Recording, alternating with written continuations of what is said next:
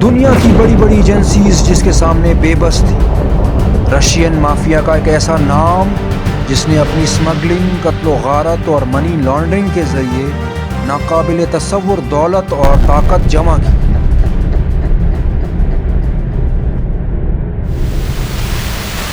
نومبر 1994 Moscow کے اندر ایک اجلاس ہوتا ہے جس کے اندر امریکہ، رشیا، یورپ اور اٹلی کے قانون نافذ کرنے والے اداروں کے سربراہان موجود ہوتے ہیں۔ اس میٹنگ میں 5 عالمی سطح پر کام کرنے والے مافیا ڈانز کی نشاندہی کی جاتی ہے، جن میں سے ایک مافیا ڈان تھا سیمیون موگلیوچ یا دا باس آف دا باسز، جو کہ اس وقت بوداپیسٹ میں موجود تھا اور اس کے گینگ میں اس وقت تک 250 کے قریب افراد جمع ہو چکے تھے۔ انکل سیوا یا دا باس آف دا باسز کے نام سے مشہور سیمیون موگلیوچ 30 جون 1946 میں کیو میں پیدا ہوا۔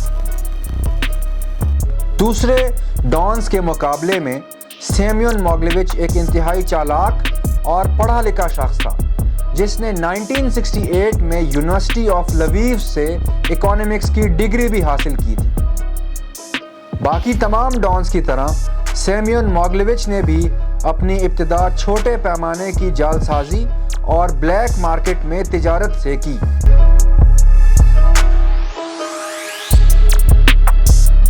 لیکن جلد ہی وہ رشیا کا سب سے طاقتور ترین اور خطرناک ڈان بن گیا۔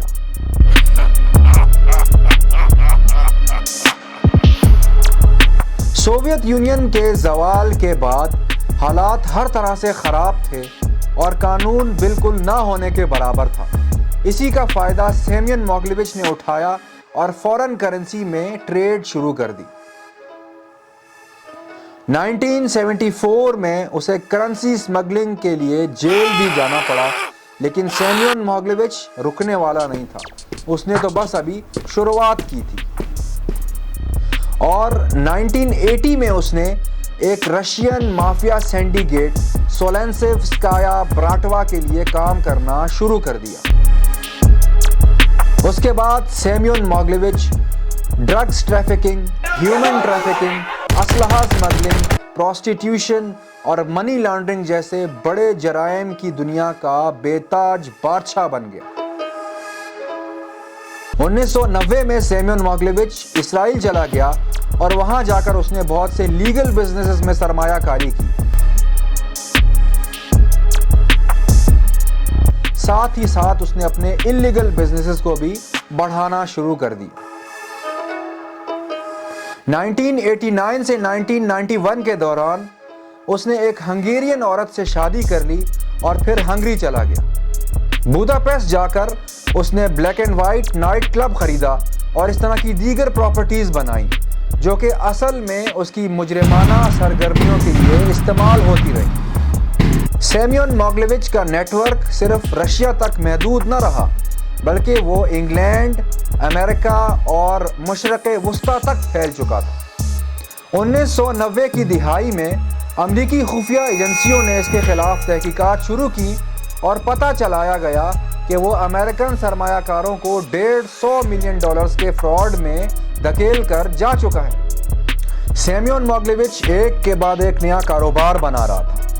اس نے ایک کمپنی بنائی، ایریگون لمیٹڈ، جو کہ پہلے سے موجود ایک کمپنی اربات انٹرنیشنل کی جگہ پہ بنی تھی۔ ایریگون لمیٹڈ 1990 میں ایلڈرنی، چینل آئلینڈز اور UK میں رجسٹرڈ ہوئی۔ یہ نئی بنائی کمپنی سیمیون موگلیوچ کے آپریشنز کا مرکز بن گئی۔ ایریگون لمیٹڈ نے یوکرینین ریلوے کے ساتھ تعلقات بڑھائے اور بڑے پیمانے پہ ڈیل کر کے انہیں آئل پروڈکٹس بیچنا شروع کر دی۔ اس کمپنی نے یوکرین آنے والے سیاحوں کو ایک بیمہ پالیسی بھی متعارف کرائی، جس کے ذریعے سے وہ باحفاظت یوکرین آ اور جا سکتے تھے۔ سیمیون موگلیوچ نے اپنی کمپنی ایریگون لمیٹڈ کے ذریعے سے انرجی منسٹر آف یوکرین کے ساتھ بھی تعلقات بہت بڑھا لیے۔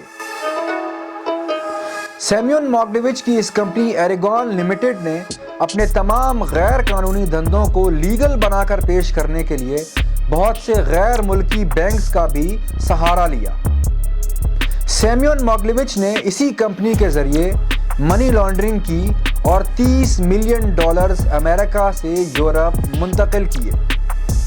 مئی 1995 میں انگلینڈ کی پولیس نے ایریگون لمیٹڈ کے بہت سے آفیسز کے اوپر ریڈ ماری اور 200 سے زائد افراد کو گرفتار کر لیا۔ ایریگون لمیٹڈ کے اس چھاپے نے سیمیون موگلیوچ کو ہلا کر رکھ دیا۔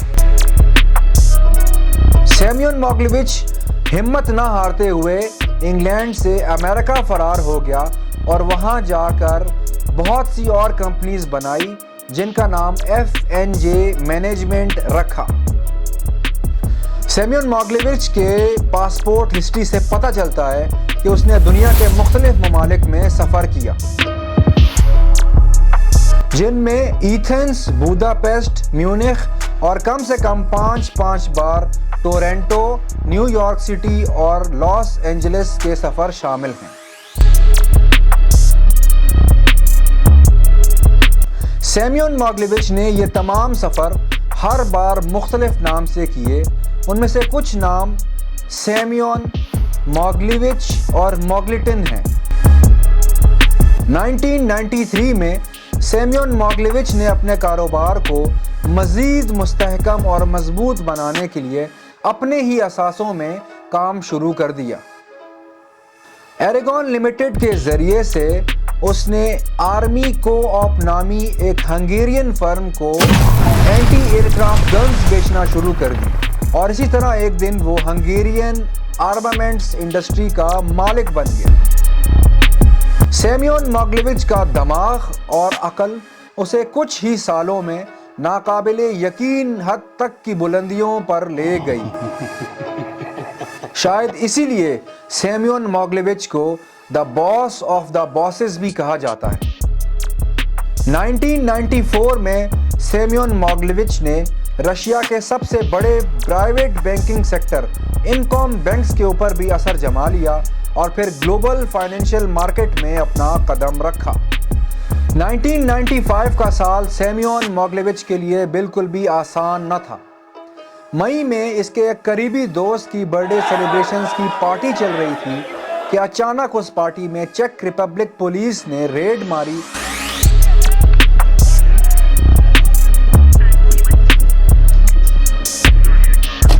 بہت سے افراد، جن میں 30 کے قریب انٹرنیشنل پروسٹیٹیوٹس بھی شامل تھی، سب کو سیمیون موگلیوچ کے ریسٹورنٹ سے گرفتار کر لیا گیا۔ اسی پارٹی میں سیمیون موگلیوچ کو قتل کرنے کی سازش بھی ہو چکی تھی، لیکن ایک سینئر پولیس آفیسر کی باوقت مخبری سے ناکام ہو گئی۔ اس واقعے کے بعد سیمیون موگلیوچ کے اوپر چیک انٹیریئر منسٹری نے 10 سال کا انٹری بین لگا دیا اور ساتھ ہی ساتھ انگلینڈ نے بھی اپنے ملک میں داخلے سے منع کر دیا۔ دوستو، سیمیون موگلیوچ کو 10 سب سے خطرناک ترین افراد کی عالمی فہرست میں بھی شامل کر لیا گیا۔ لیٹ 90s میں FBI نے ایک بار پھر سے سیمیون موگلیوچ کے اوپر تحقیقات کرنا شروع کر دیں اور پتہ چلایا گیا کہ سیمیون موگلیوچ ٹورنٹو اسٹاک ایکسچینج میں ہوئی منی لانڈرنگ میں ملوث نکلا، جو کہ اس نے ایک کمپنی YBM میگنٹس انٹرنیشنل کے ذریعے سے کی تھی۔ سیمیون موگلیوچ نے اپنی اکانومکس کی ڈگری کا بھرپور فائدہ اٹھایا اور بہت سے سرمایہ کاروں کو اپنی کمپنی YBM میگنٹس انٹرنیشنل پر پیسہ لگانے کو بولا۔ اس ریڈ کے بعد یہ تمام پیسہ ڈوب گیا۔ سیمیون ایک انٹرنیشنل گینگسٹر بن چکا تھا۔ 2003 میں FBI نے سیمیون موگلیوچ کا نام اپنی موسٹ وانٹڈ لسٹ میں بھی ڈال دیا۔ سیمیون رشیا کا سب سے خطرناک ترین ڈان تصور کیا جاتا تھا۔ जनवरी 2008 में उसे मॉस्को मॉल से एक कमांडो एक्शन के बाद गिरफ्तार कर लिया गया, जिसकी वजह $2 मिलियन का टैक्स फ्रॉड था।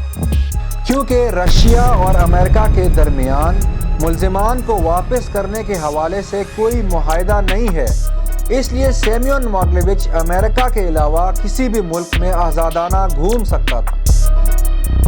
अफवाहें ये भी थी कि सेम्योन मॉग्लेविच और उस वक्त के रूसी सदर पुतिन के दरमियान अच्छे ताल्लुकात थे, इसलिए सेम्योन महफूज रहने के लिए रशिया ही में रहता था। सेम्योन मॉग्लेविच के गैंग को रशियन माफिया बहुत कदर की निगाह से देखता था। मॉग्लेविच एक बहुत बड़े ऑस्ट्रेलियन बिजनेसमैन के कत्ल में भी मुलव्विस था, जिसकी वजह से उसे जेल भी जाना पड़ा और सोलेंसेव्स्काया ब्राटवा के साथ ताल्लुकात में खराबी की वजह भी बनी।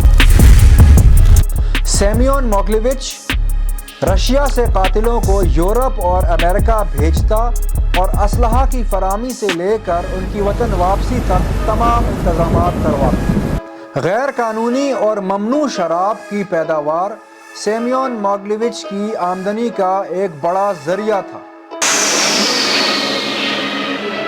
1998 की एक FBI की रिपोर्ट के मुताबिक सेम्योन मॉग्लेविच 90 से ज़ायद मुख्तलिफ कंपनीज का मालिक था, जो कि दुनिया के मुख्तलिफ ममालिक में फैली हुई थी। सेम्योन मॉग्लेविच के आसमान छूते काले धंधों और कारोबारों में कई बार जवाल भी आया और मुख्तलिफ कानून नाफिज करने वाली एजेंसियों ने रेड्स भी डाली, जिनको मुमकिन बनाता है इतने बड़े लेवल पर ऑपरेट होने वाले माफिया ग्रुप के अंदर मौजूद अफराद जो कि फ़ोन का इस्तेमाल ज़रूरत से ज़्यादा करते थे। किसी को अगवा करना हो, भत्ता लेना हो, गैर कानूनी असलहे की स्मगलिंग हो, चोरी के ज़ेवरात की स्मगलिंग से लेकर न्यूक्लियर मटेरियल की स्मगलिंग भी फ़ोन के ज़रिए से मुमकिन होती थी।